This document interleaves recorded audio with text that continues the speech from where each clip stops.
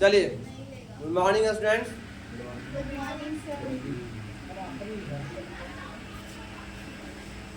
आज हम आप लोगों को बताने जा रहे हैं महाभारत की कहानी। तो महाभारत की जो कहानी है, इसकी शुरुआत कहाँ से होती है? महाभारत की कहानी, इसकी शुरुआत होती है हस्तिनापुर से। हस्तिनापुर, ठीक है, जो कुरु वंश की राजधानी थी। किसकी राजधानी थी? कुरु वंश की राजधानी थी, ठीक है। तो हस्तिनापुर का जो पहला राजा था, उसका नाम था राजा शांतनु। ये पहला राजा था, ठीक है। ऐसे ये जो राजा था, इसका नाम ये भरतवंशी था। इसके पहले जो राजा होते थे सब भरतवंशी कहलाते थे। तो भरतवंशियों में ये एक महान राजा थे, राजा शांतनु, है ना। इनका जो पहला विवाह हुआ था गंगा से हुआ था। किससे हुआ था? गंगा से हुआ था। गंगा देवी किससे हुआ था? गंगा देवी से विवाह हुआ था, पहला विवाह, है ना। जिससे इनके कितने पुत्र हुए थे? 8 पुत्र हुए थे। इसमें उसने 7 पुत्र को गंगा में बहा दिया था। जो 8वां पुत्र था, जिनका नाम था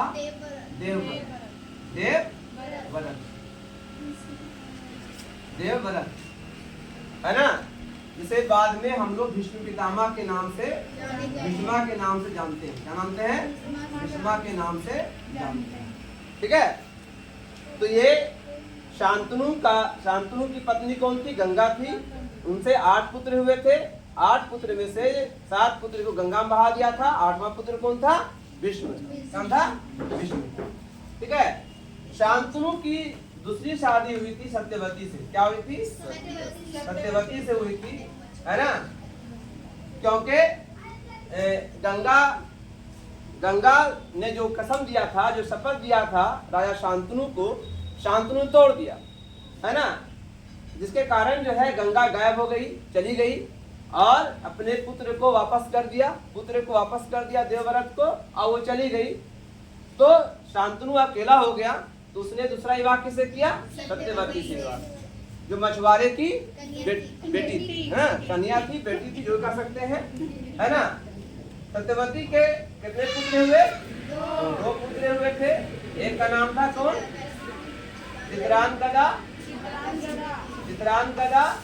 और दूसरे का नाम था विचित्रवीर्य। का नाम था विचित्रवीर्य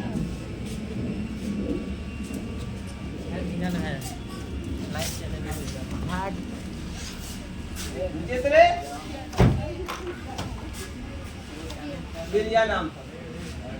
चित्रांगदा मर गया था बचपन में ही, है ना। बचा कौन? विचित्रवीर्य बचा, है ना। जिसकी 2 शादी हुई थी। क्या हुई थी? एक का नाम था अंबिका, और एक का नाम था अंबिका और अंबालिका, ठीक है। अंबिका के कितने पुत्र थे? पहला पुत्र कौन था? अंबिका का पुत्र था धृतराष्ट्र। क्या नाम था? धृतराष्ट्र, ठीक है। और अंबालिका का पुत्र कौन था? पांडु। कौन था? पांडु हो गया, है ना। धृतराष्ट्र का विवाह किससे हुआ था? गांधारी से, है ना। किससे हुआ था? गांधारी से, जिसे 100 पुत्र हुए थे। और पांडु की 2 पत्नियां थी। कौन? कुंती और माद्री, ठीक है। इसके कुंती से 3 बेटा हुआ था, और माद्री से 2 बेटा। ये 5 पांडु थे, 5, है ना। क्लियर हो गया। तो अब यहाँ पर जो है, क्योंकि धृतराष्ट्र बाय बर्थ अंधे थे, जन्म से अंधे थे, तो इसलिए पांडु को राजा बना दिया गया था। लेकिन जब पांडु की मृत्यु हो गई, तो धृतराष्ट्र जो है कार्यकारी, मतलब राजा बना। ऐसा नहीं कि परमानेंट राजा था, कार्यकारी राजा था, राजा बना दिया गया इनको। अब सवाल यहीं पर बात बढ़ती चली गई कि अगला युवराज कौन होगा। यहाँ पे युवराज की लड़ाई थी। युवराज की लड़ाई में जो धृतराष्ट्र का बड़ा पुत्र था दुर्योधन, है ना, उसने दावा किया कि मेरे पिता राजा हैं तो हम भी राजा बनेंगे। और यहाँ पर अब बात आ गई कि नहीं, सबसे बड़ा जो प्रिंस है, सबसे बड़ा राजकुमार कौन है? युधिष्ठिर है, राजा युधिष्ठिर बनेगा। अब इसी युवराज के लेकर के लड़ाई शुरू हुई और महाभारत हुआ। क्या? महाभारत हुआ, है ना। तो इसी महाभारत में और बहुत से किरदार जो मैंने बताया था भी, जैसे कि आपका नाम बताया था मैंने द्रोणाचार्य के बारे में, जो इन सारे प्रिंसेस को, सारे राजकुमारों क्या क्या था? शिक्षा दिया था। फिर आपको बताया था एक इसके बारे, कर्ण के बारे में, जो कुंती का पुत्र था, है ना, जो उसके विवाह से पहले सूर्य भगवान के आशीर्वाद से पैदा हुआ था, है ना। इसके अलावा अभिमन्यु का नाम आता है ना, अभिमन्यु जो है अर्जुन का पुत्र था। इसके बाद हिडिंबा का नाम आता है, जो एक राक्षसनी थी जिसका विवाह भीम से हुआ था, है ना। घटोत्कच का नाम आता है, जो भीम का पुत्र था। इस तरह से कई ऐसे किरदार इसमें थे। एक विदुर था जो महामंत्री था, है ना। ये सब समझाया। तो ये पूरी कहानी मैंने पहले बता दिया। पहले अब महाभारत कितने दिन चला ये बताया था आपको? 18 दिन चला, है ना। ये पूरी कहानी कहाँ? महाभारत में लिखी हुई है। महाभारत में कितने श्लोक हैं?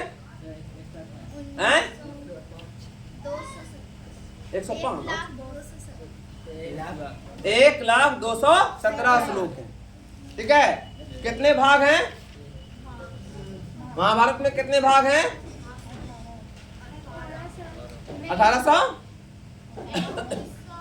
1948 भाग हैं, है ना। महाभारत में कितने पर्व हैं? 18 पर्व हैं, ठीक है। उसी पर्व का एक भाग है गीता, श्रीमद् भागवत गीता, जो हिंदू धर्म का एक बहुत ही पवित्र ग्रंथ है ना।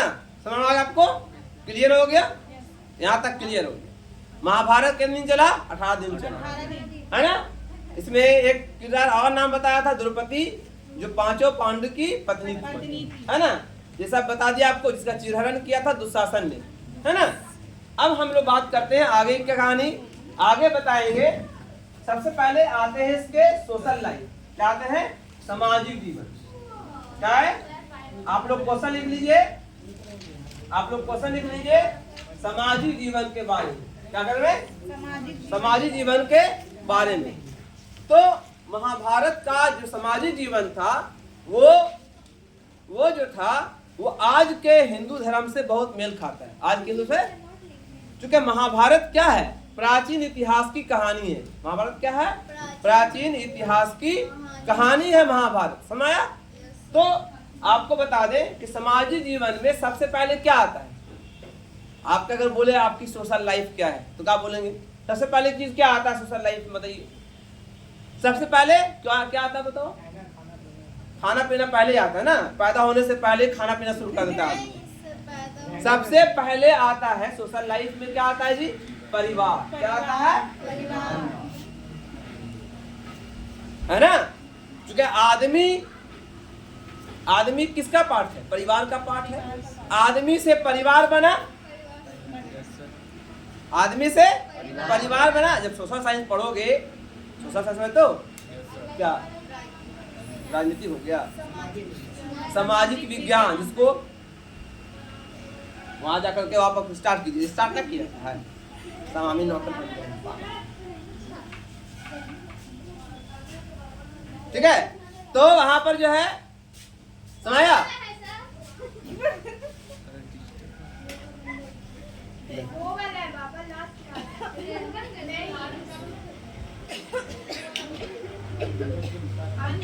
और उसको बंद करो ना, सब वीडियो खराब कर रही है। चलिए, हाँ, तो परिवार कैसा था?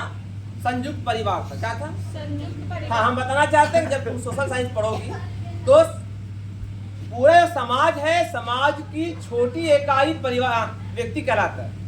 व्यक्ति से परिवार बनता है और परिवार से समाज बनता है और समाज से क्या बनता है? देश बनता है। समाज से क्या बनता है? अब हमारे समाज के लोग खराब है, चोर चौहाड़ है, तो क्या बोलोगे? देश की बर्बादी होगी। समझ आया? समाज से परिवार, कहता समाज जो है सभी परिवारों का एक संग्रह होता है, समझे? यदि याद रखो, पहला कौन होता है? परिवार। पहला व्यक्ति होता है, और व्यक्ति से क्या बनता है? और परिवार से क्या बनता है? समाज बनता है, और समाज से क्या बनता है? देश बनता है, समझे? क्लियर हो गया? तो अहमियत किसकी है? एक व्यक्ति की। तो इस जमाने में जो परिवार होता था, उस परिवार वो संयुक्त परिवार था। क्या था? संयुक्त परिवार। ज्वाइंट फैमिली होती थी, है ना? माता पिता, भाई बहन, दादा दादी, नाना नानी, ताया ताई, फुआ फूफी सब एक साथ रहते थे। कोई ऐसा नहीं कि अलग थलग था, समझे? लेकिन इसमें स्त्रियों का कोई स्थान नहीं था। स्त्रियों को कोई स्थान नहीं था। स्त्रियों को न राजनीति में भाग लेने का अधिकार था। हाँ, धार्मिक क्रियाकलाप करती थी, लेकिन राजनीति में भाग लेने का अधिकार नहीं था। आज भी महाभारत में 2-3 स्त्री का नाम आता है। से गंधारी का नाम आता है ना? सत्यवती का नाम आता है, और द्रौपदी का नाम आता है, और कुंती और माद्री का नाम आता है। बस इतने ही का नाम आता है। बाकी और स्त्री का नाम आता है नहीं। दुर्योधन की कितनी बेटी थी ये भी पता नहीं, है ना? सुभद्रा का नाम इसलिए आता है क्योंकि अभिमन्यु का माँ थी। तो स्त्री प्रधान नहीं था, पुरुष प्रधान समाज था। क्या समाज था? पुरुष प्रधान समाज था। क्लियर हो गया, है ना?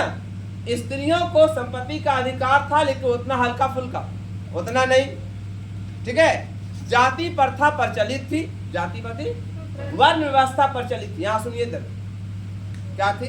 वर्ण व्यवस्था प्रचलित थी। पहले क्या था? वर्ण होता था, ब्राह्मण, क्षत्रिय, वैश्य और शूद्र।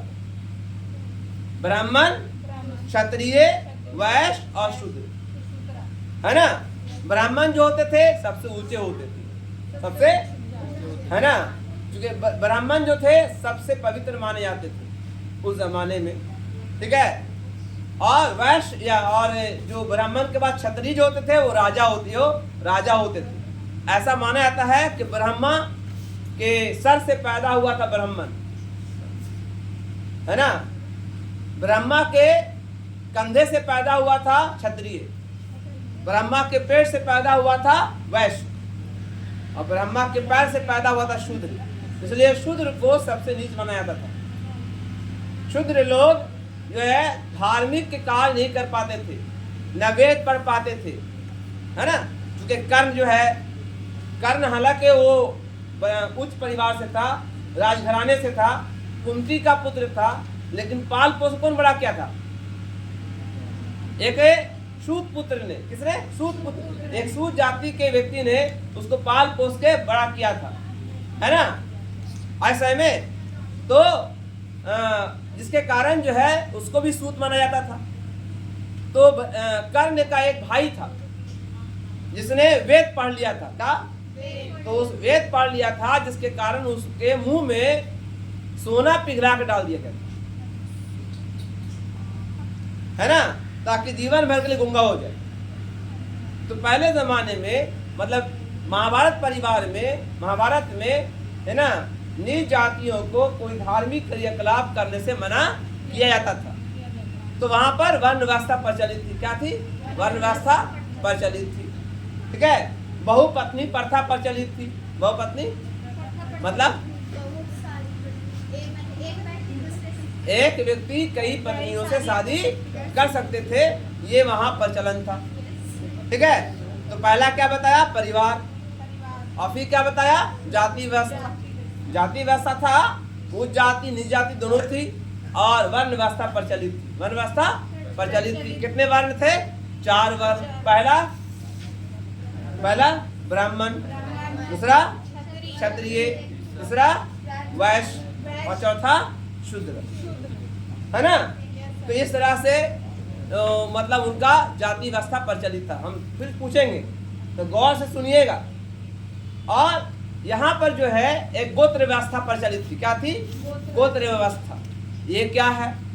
तो अक्सर आप लोग जानते होंगे, हिंदू धर्म के अंदर, है ना, गोत्र देखा जाता है। शादी ब्याह में गोत्र देखा जाता है, और कहते हैं कि गोत्र के बाहर शादी नहीं होता था, गोत्र के अंदर शादी नहीं होता था, गोत्र के बाहर शादी करना होता था। जब किसी लड़की का शादी तय होता था तो देखा जाता था कि उसका जो पति होगा वो गोत्र के अंदर है या गोत्र के बाहर है ना। तो ये गोत्र क्या एक्चुअली है, 1000 BC में, कितना 1000 BC में ऋषि मुनियों के नाम पर गोत्र निर्माण किया गया था। किसके नाम पर? ऋषियों के नाम पे गोत्र का निर्माण किया गया था। जो जिस ऋषि के मानने वाले होते थे वो उस गोत्र के माने जाते थे। क्या?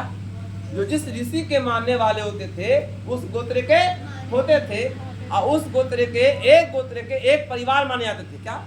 एक गोत्र एक परिवार, भाई बहन की तरह ट्रीट किया जाता था, इसलिए उसमें विवाह जायज नहीं था उनका, है ना। इसलिए सेम गोत्र विवाह नहीं हो सकता। अब इसे मान लड़की कोई जो है किसी गोत्र में, है ना, अब कोई गोत्र है, यहाँ बताते एग्जांपल के तौर पर मान ले के कुछ गोत्र का नाम हमको याद नहीं आ रहा है, 1-2 गोत्र है हमारे, अच्छा बात बताएंगे। तो गोत्र जो है, अब मान लिया कोई लड़की एक गोत्र में, उसका पति जो है सेम गोत्र में, विवाह नहीं होगा। दोनों भाई बहन माने जाते थे, दोनों भाई बहन, ठीक है। इसलिए पति जो उसका जो हस्बैंड होगा वो क्या होगा? दूसरे गोत्र का होगा। क्या होगा? दूसरे गोत्र, है ना। आप समझे, ये उसका फिर जन्म पति होती थी, और उसमें देखा था सेम गोत्र अगर हुआ तो विवाह नहीं होगा, अलग गोत्र का अगर होगा तो विवाह होगा। शादी के बाद, शादी से पहले लड़की का गोत्र जो होता था वो पिता से चलता था, पिता से, लेकिन शादी के बाद जब शादी हो गया तो लड़की का गोत्र बदल गया। क्या हो गया? पति के नाम पर हो गया। जैसे बर्नवाल मान लिया, एक एग्जांपल याद आया अभी, बर्नवाल। अब कोई बर्नवाल से है, बर्नवाल गोत्र किसी का क्या है, तो बर्नवाल से शादी, अब दूसरे गोत्र में जाएगा तो उस गोत्र में जाकर के उस दूसरे से शादी करना पड़ेगा। अब उसका टाइटल बदल जाता, टाइटल, है ना। जैसे अब पिता के नाम पर उसका था, यहाँ पर क्या हो जाएगा? पति के नाम पर। तो ये गोत्र व्यवस्था प्रचलित थी। ये कब बनाया गया था? 1000 BC, है ना। किसके नाम पे बनाया जाता था? ऋषियों के नाम पर, ऋषियों के नाम पे उस गोत्र का नाम भी दिया गया था, ठीक है। तो वहां पे गोत्र व्यवस्था प्रचलित थी। क्या थी? गोत्र व्यवस्था। अब परिवार में एक चीज और होता है, शादी होता है, बोले जी, शादी होता है। आप लोग शादी कीजिएगा? नहीं,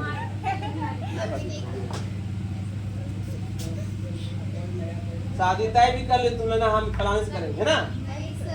तो महाभारत काल में 8 प्रकार की शादियां होती थी। एग्जाम में आएगा कि महाभारत काल में कितने प्रकार की शादियां, कितने प्रकार की विवाह होते थे। तो 8 प्रकार के विवाह होते थे। पहला ब्रह्मा विवाह, पहला क्या होता था? ब्रह्मा विवाह। ब्रह्मा विवाह में क्या होता था, है ना, स्त्री और पुरुष, लड़का और लड़की, है ना, पूरे जो है धार्मिक रीति रिवाज से अग्नि के बीच 7 फेरे लेकर के जो शादी करते थे उसका नाम दिया गया ब्रह्मा विवाह। ये जो आज भी प्रचलित है, आज भी हिंदू धर्म में जो होता है ना, अग्नि के बीच जो है 7 फेरे लेकर किया जाता है, इसी को ब्रह्मा विवाह पहले भी होता था, आज भी होता था। एक विवाह और था दैव विवाह। दैव विवाह में क्या था कि इसमें जो है विधिवत तरीके से यज्ञ होता था, और यज्ञ के बाद जो है ना, यज्ञ के बाद जो है पुरोहित से शादी कर दी जाती थी। बहुत से लोग फैमिली ऐसी होती है, अगर उसके 4-5 बेटी है तो वो एक मन्नत मानता है कि मेरी एक बेटी का विवाह किससे होगा? पुरोहित से कर दिया जाएगा। तो इसको बोलते हैं दैव विवाह। क्या नाम दिया है ना? पुरोहित मतलब होता है पंडित, ठीक है। हाँ, नंबर 3 था आर्ष विवाह। क्या था? आर्ष विवाह। आर्ष विवाह में क्या था कि लड़का के तरफ से एक जोड़ी गाय बैल लड़की को देना पड़ता था, ठीक है। लड़की के घर के मतलब उसके बाप को जब मिलता था तब लड़की की शादी उस लड़के से होती थी, तो उसका नाम दिया गया था आर्ष विवाह। समझ आ गया? उसके बाद था एक विवाह था जिसका नाम था प्रजापति विवाह। प्रजापति, उसमें क्या होता है, लड़का लड़की को बैठा दिया गया और दोनों से प्रतिज्ञा किया गया कि तुम शादी करोगे, धर्म का पालन करोगे, सारी चीजों को पूरा करोगे, है ना, लड़ाई पिटी नहीं करोगे, समझे। ये सारी प्रतिज्ञा लेने के बाद उससे शादी की जाती थी। इसका नाम था प्रजापति। ये 4 विवाह अच्छे माने जाते, 4 विवाह। अब ये 5वां विवाह जो है 5, 6, 7, 8, ये 8 विवाह अच्छे नहीं माने जाते, इसको अशुभ माना जाता था। पहला उसमें कौन है? पहला है असुर विवाह। क्या है? असुर विवाह का मतलब लड़की से अच्छा खासा धन दे करके, पैसा लेकर के, तिलक लेकर के शादी की जाती थी, ऐसे को बोलते हैं असुर विवाह। क्या बोलते हैं? है ना, ये शादी असुरों में होता था कि अच्छा खासा धन देना पड़ता था। किसको? लड़की के साइड से। किसको? लड़का को। आज भी लोग करते हैं, है ना। आपके पापा भी जमा कर रहे होंगे बेटे की शादी के लिए। Yes sir. ऐसा बनो कि तुमको मिले तिलक, पढ़ोगे तब ना। ऐसे ही आवे को देखे के लिए तुमको तो बोलेगा लड़कियां का घर में काम करे है तो तिलक मिलेगा तुमको।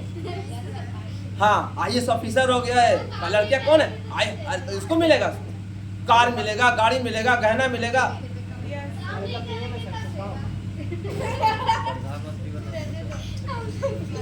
उसके बाद आया गंधर्व विवाह। क्या?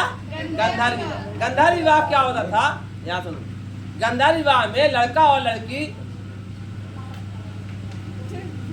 बहुत खराब आदत है सर, लड़का और लड़की एक दूसरे के गुणों से प्रभावित होकर के शादी कर लेते थे। इसको हम आज के दौर में लव मैरिज कहते हैं ना। तो ये सो गंधर्व से भीम और हिडिंबा का विवाह क्या हुआ था? गंधर्व विवाह हुआ। क्या हुआ था? है ना। और अगला है राक्षस विवाह। राक्षस विवाह में क्या हुआ? है ना, जबरदस्ती लड़की को किडनैप कर लिया गया और शादी कर, जैसे दुर्योधन ने किया था। एक जो है खूबसूरत लड़की थी, उससे शादी कर लिया था जबरदस्ती पार करके। और वो बोले बेचारा नीच जात का लड़की थी वो, और बहुत खूबसूरत थी, तो उसको उठा कर ले चला, आप शादी कर लिया था।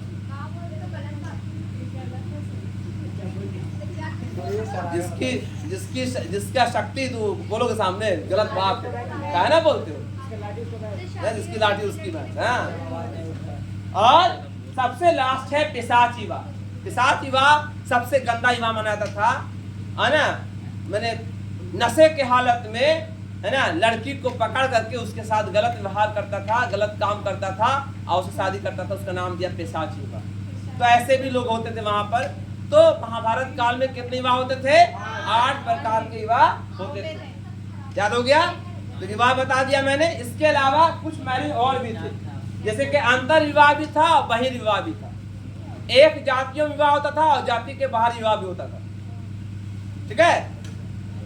और एक था बहुपत्नी प्रथा। एक आदमी कई पत्नियों की शादी करते थे, उसका बोला गया बहुपत्नी प्रथा। और कुछ जातियों में बहुपति प्रथा भी था। बहुपति प्रथा यानी एक पत्नी कई पति रखते थे, उसको बहुपति प्रथा। जैसे द्रौपदी के कई पति थे, 5 पति थे ना द्रौपदी के। तो ये तो धार्मिक दृष्टिकोण से हो गया। ये कोई मतलब शादी जानबूझ के नहीं हुआ था, वो अलग चीज है ना। लेकिन कुछ जातियों में आज भी बहुपति प्रथा मौजूद है, तो वहाँ बहुपति प्रथा भी था प्रचलित। ठीक है, क्लियर हो गया? तो शादी के बारे में बता दी, विवाह के बारे में बता दिया मैंने, गोत्र बता दिया, वर्ण व्यवस्था बता दिया और परिवार बता दिया। परिवार कैसा होता था? हाँ, संयुक्त परिवार। स्त्रियों कैसी थी? अच्छी थी, लेकिन स्त्रियों का अधिकार राज कार्यों में भाग लेने का अधिकार नहीं था। अगर राज कार्यों में भाग लेने का अधिकार होता तो द्रौपदी का चिरहरण नहीं होता। द्रौपदी का चिरहरण नहीं होता। वर्ण व्यवस्था बता दिया।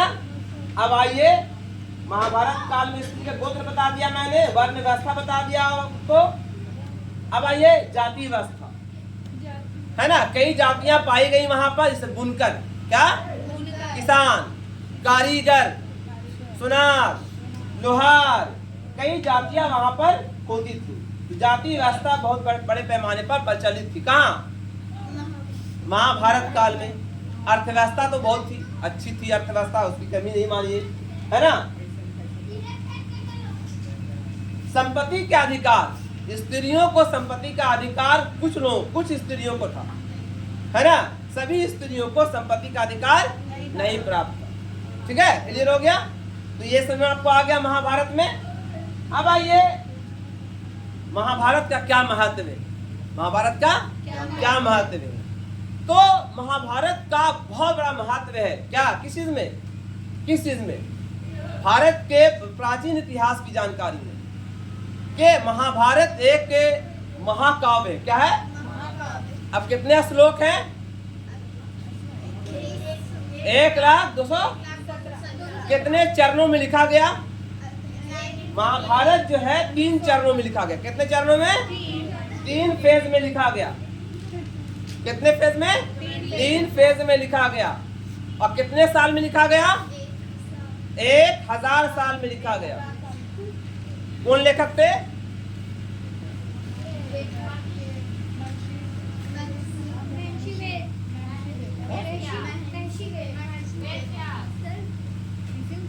बोला था अधूरा, बोली क्या अधूरा है? महर्षि वेद व्यास। महर्षि वेद। तो महाभारत कितने चरण में लिखा गया? 3 चरणों में। पहला चरण का नाम रखा गया था जय संहिता। क्या नाम था? जय संहिता, जिसमें 8800 श्लोक थे। कितने? दूसरे फेज का नाम रहेगा विजय संहिता। क्या नाम था? विजय संबंधी संचयन या विजय संहिता भी कह सकते हैं। इसमें जो था 24,000, कितने? 24,000 श्लोक थे। और जो सबसे लास्ट वाला था उसका नाम था भारत। क्या नाम था? भारत, जिसमें 1,00,000 श्लोक था। कितना? 1,00,000 श्लोक। उसमें कुछ श्लोकों को काट दिया गया और अब जो संहिता तैयार हुआ महाभारत, उसमें 1,02,17 श्लोक उसमें है। तो महाभारत भारत की प्राचीन इतिहास की जानकारी है। प्राचीन इतिहास की, जिसमें राजा के बारे में है, राजा के राजकाज के बारे में है ना? राजा के युद्धों के बारे में वर्णन है, राजा और जमाने के धार्मिक जीवन के बारे में वर्णन है। समझे? है ना? उस जमाने के सामाजिक जीवन के बारे में वर्णन है, उस जमाने के राजनीतिक जीवन के बारे में वर्णन है, उस जमाने के रहन सहन के बारे में वर्णन है, खान पान के बारे में वर्णन है, स्त्रियों की स्थिति कैसी थी उसके बारे में वर्णन है, विवाह कैसे होता तो उसके बारे में वर्णन है, गोत्र क्या है उसके बारे में वर्णन है, जाति व्यवस्था क्या थी उसके बारे में वर्णन है। तो महाभारत एक विशालकाय पुस्तक है जो प्राचीन इतिहास के हर चीज की जानकारी देता है। हर चीज की जानकारी है ना? ठीक है। यहाँ पे धर्म का वर्णन है, क्योंकि महाभारत किस लिए हुआ? धर्म के लिए हुआ, है ना? क्या अधर्मी किया था, कौन अधर्मी था इसमें? कौन कौन धर्म तोड़ा था? दुर्योधन ने तोड़ा था, दुशासन ने तोड़ा था, भीष्म पितामह जी तोड़े थे, वो भी अधर्म किए थे, है ना? द्रोणाचार्य ने किए थे। जैसे कोई अगर स्त्री को गलत कर रहा है, यहाँ पर छेड़ रहा है, रोड पर कोई छेड़ रहा है, और सब आदमी मिलकर करके, मोटा मोटा आदमी और एक दुबला पतला आदमी छेड़ रहा है उसको, लड़की को, और सब आगे देख रहे हैं, तो क्या कर रहे हो? तू अधर्म कर रहे हो, है ना? कहा जाता है कुछ गलत हो रहा है तो उसे रोको। अगर शक्ति है, बल है तो रोको। अगर शक्ति और बल नहीं है ना, तो कम से कम उसको ऐसे कहो कि मना करो कि ऐसा मत नहीं करना चाहिए, है ना? और इतना भी अगर नहीं बोलने का हिम्मत है तो दिल से बुरा समझो कि गलत है, ये गलत किया जा रहा है ना? लेकिन आज क्या है, वीडियो बना लगते हैं। एक्सीडेंट हुआ, दूसरा दिन तरफ पड़ा, हाँ हाँ कर रहा है, पूरा खून भरा और वीडियो बना रहा है। आप बोलिए, हैं? तो ऐसे लोग हैं दुनिया में, है ना? तो यही बताया गया है महाभारत काल में धर्म के बारे में कि जब द्रौपदी का, स्त्री का चीरहरण हो रहा है, वो भी कौन थी? कोई दूसरी औरत नहीं थी, हालांकि उसकी भी अपनी इज्जत है। अगर गैर स्त्री भी है, अपने परिवार की नहीं है, वो भी स्त्री है, उनका मान मर्यादा है, इज्जत है। सबकी इज्जत को आपको बचा कर रखना है ना? उसकी इज्जत बचाने के लिए अगर अपनी जान कुर्बान कर दिए तुम, तो तुम शहीद कहलाओगे। शहीद के दर्जे में, हाँ जी। अगर किसी औरत को बचाने में आपकी जान चली गई तो आपको शहीद का दर्जा मिलेगा, समझे? ऐसे में ये अलग है लेकिन आज उस भरे दरबार में द्रौपदी का चीरहरण हुआ, द्रौपदी का चीरहरण हुआ। और ये सब जितने भी थे महारथी, कर्ण, है ना, और कौन महारथी, कर्ण थे, द्रोण थे, विष्णु पितामह थे, ये सब मुंह ताकते रह गए थे। कहला कि हम कैसे खिलाफ बोले, हम तो शपथ से बंधे हुए हैं। वही कृष्ण भगवान बोलते हैं, जंग के मैदान में, युद्ध के मैदान में बोलते थे, सबको सिखाया कि आपका शपथ धर्म से बड़ा है ना, यानी धर्म छोटा, आपका शपथ बड़ा है। आपने कैसे सोच लिया, है ना। धर्म सबसे बड़ा होता है, धर्म हमेशा रहने वाला होता है। आदमी आता और जाता है। जैसे देश सबसे बड़ा है, आदमी तो आया कल चलाया, है ना। ये वजीर आजम, दूसरा वजीर, दूसरा प्रधानमंत्री, तीसरा प्रधानमंत्री, है ना। जवाहरलाल नेहरू गए, इंदिरा गांधी आई गई, लेकिन देश वही ना है। लोग आते जाते रहेंगे, देश वहीं पर रहेगा। वैसे ही धर्म वहीं पर रहेगा। धर्म बड़ा होता है, देश बड़ा, या इंसान बड़े नहीं होते। तो आप अपने शपथ के लिए धर्म तोड़ दिए